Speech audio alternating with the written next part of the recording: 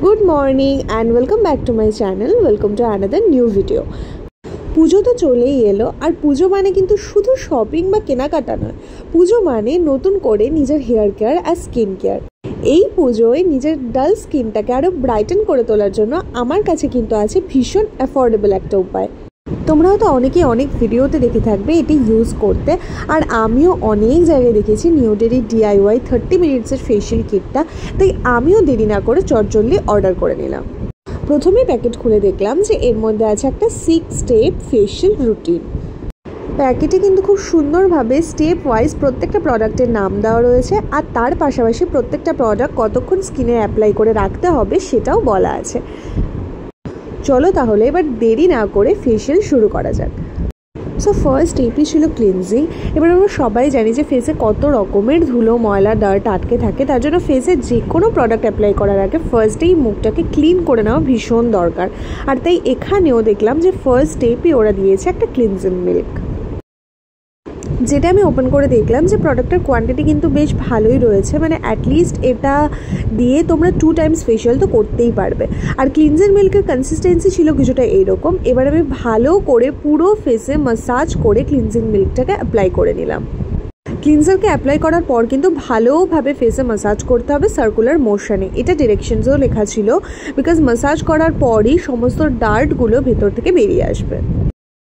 আর হ্যাঁ, প্যাকেটের গায়ে কিন্তু প্রত্যেকটা স্টেপের পর কতক্ষণ ধরে সেই স্টেপটা করতে হবে বা কতক্ষণ ধরে সেই প্রোডাক্টটা অ্যাপ্লাই করতে হবে সেটাও কিন্তু প্যাকেটে লেখা আছে। আমিও ক্লিনজারটা বেশ 5 মিনিট ধরে ভালো করে ম্যাসাজ করে অ্যাপ্লাই করার পর একটা ওয়েট হ্যাঙ্কি দিয়ে সেটাকে ওয়াইপ অফ করে নিলাম। এবার চলে আসলাম স্টেপ নাম্বার 2-তে, যেটা ছিল এক্সফোলিয়েটিং ফেস স্ক্রাব। স্ক্রাবের কনসিস্টেন্সি ছিল কিছুটা এইরকম, আর এর মধ্যে কিন্তু অনেক ছোট ছোট এক্সফোলিয়েটিং পার্টিকেলস ছিল। মুখে স্ক্রাবটা অ্যাপ্লাই করার পরও কিন্তু খুব ভালোভাবে হাত দিয়ে সার্কুলার মোশনে এই স্ক্রাবটাকে ফেসে ম্যাসাজ করতে হবে। তাহলেই কিন্তু এর এক্সফোলিয়েটিং পার্টিকেলসগুলো মুখে যে সমস্ত এক্সট্রা ডার্ট ধুলো ময়লা আছে ক্লিনজিং করার পরও যেগুলো বেঁচে আছে সেগুলোকে বের করে দেবে। এই স্ক্রাবকেও কিন্তু পুরো ফেসে 5 মিনিট ধরে ভালো করে ম্যাসাজ করে নিতে হবে। যাই হোক, স্ক্রাব তো ফেসে ম্যাসাজ করা হয়ে গেল 5 মিনিট। এরপর স্ক্রাবটাকে তোলার পালা। এবার স্ক্রাবটা ওয়াইপ অফ করার সময় কিন্তু ডিরেক্টলি সেটাকে ওয়াইপ অফ করে নেব না, হাতে কিছুটা জল নিয়ে ভালো করে সেই স্ক্রাবটাকে অগেইন ফেসে ম্যাসাজ করব। হাতে জল নিয়ে সার্কুলার মোশনে স্ক্রাবটাকে ম্যাসাজ করলে যে সমস্ত এক্সেস ডার্ট আছে সেগুলো আরও ভালো করে ভেতর থেকে বেরিয়ে আসবে। এরপর আমি অগেইন সেই হোয়াইট হ্যাঙ্কিটা দিয়ে খুব ভালো করে স্ক্রাবটাকে মুখ থেকে ওয়াইপ অফ করে নিলাম। স্ক্রাবটা তোলার পরে কিন্তু দেখো ফেসটা যেন আরও বেশি ক্লিন মনে হচ্ছে। যাই হোক, এবার চলে আসলাম স্টেপ নাম্বার 3-তে, যেটা ছিল মাসাজ ক্রিম। এটা কিন্তু খুবই ইম্পর্ট্যান্ট একটা স্টেপ, আর এই স্টেপটা পুরোপুরি ডিপেন্ড করে যে কিভাবে তুমি ফেসটাকে মাসাজ করছো, কতটা ভালো করে সেই মাসাজটা হচ্ছে সেটার ওপর। ক্রিমটা কিন্তু ছিল বেশ থিক কনসিস্টেন্সির। এবার আমার যতটুকু দরকার আমি ততটুকু নিয়ে নিলাম ক্রিমটাকে, আর তারপর শুরু করব মাসাজ করা। ক্রিমটা ফার্স্টে পুরো ফেসে অ্যাপ্লাই করে নেওয়ার পর শুরু করব ধীরে ধীরে মাসাজ করা। এবার এই স্টেপটা কতটা কার্যকরী হবে, কতটা ইম্প্যাক্ট ফেলবে তোমার স্কিনের ওপর, পুরোটাই ডিপেন্ড করছে সেই মাসাজের ওপর। আমি তোমাদের কিছু মোশনস দেখাচ্ছি, তোমরা চাইলে এইভাবে ক্রিমটাকে পুরো ফেসে মাসাজ করতে পারো। এই ক্রিমটা কিন্তু পুরো ফেসে 10 মিনিটস ধরে কন্টিনিউয়াসলি মাসাজ করে যেতে হবে। এবার আমি যেই প্রসেসটা দেখাচ্ছি তোমরা চাইলে সেই প্রসেস কিন্তু ইজিলি ফলো করতে পারো। এই স্টেপসগুলো ফলো করে মাসাজ করলে কিন্তু ফেসটা বেশ ক্লিন লাগবে। আর সব সময় ফেসে যে কোনো রকমের মাসাজ আর ক্রিম অ্যাপ্লাই করলে সেটা সব সময় আপওয়ার্ড মোশনই করা উচিত, তাতে আমাদের চামড়াটা বেশ টান টান থাকে আর ফেসটা আপলিফটেড মনে হয়।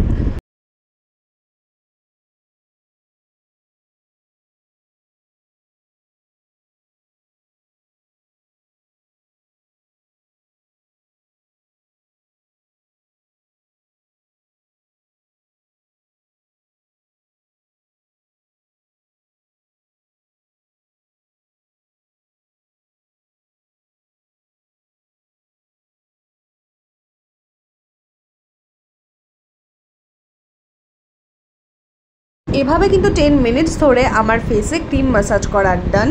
তারপর আমি পুরো ক্রিমটাকে ওয়াইপ অফ করে নেব ইউজিং মাই ওয়েট হ্যাঙ্কি। তোমরাও চেষ্টা করবে ফেসটাকে বারবার জল দিয়ে না ধুয়ে পুরো মুখ থেকে প্রোডাক্টগুলোকে এভাবেই ওয়াইপ অফ করে নেওয়ার। তোমরা দেখতেই পাচ্ছ যে ফেসে এই ক্রিম ম্যাসাজটা হয়ে যাওয়ার পর ফেসটা কতটা গ্লোই লাগছে। এবার চলে আসি ফোর্থ স্টেপে, হুইচ ইজ ফেস মাস্ক। এটা কিন্তু ভীষণ ইম্পর্ট্যান্ট একটা স্টেপ।